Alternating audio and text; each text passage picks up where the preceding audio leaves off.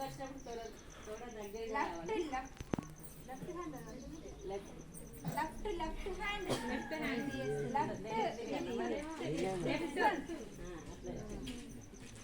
ఇది వెనకాల అయిందా రైట్ అది ఇది అన్న మరి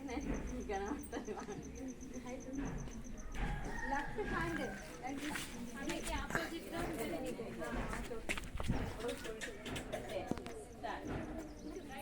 రైట్ హ్యాండ్ వన్ ఈ హ్యాండ్ బ్యాక్ సైడ్ పెట్టుకోవాలి ఒక చేతు వెనక్కి ఎడమ చేతు 3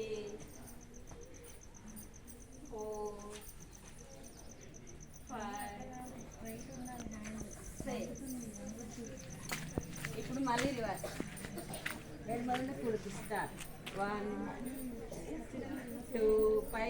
పైకి చేతులు రాపిస్తూ రావాలి కిందకి వచ్చినప్పుడు తోడ దగ్గరికి రావాలి 4 5 6 అయింది రెండు చేతులు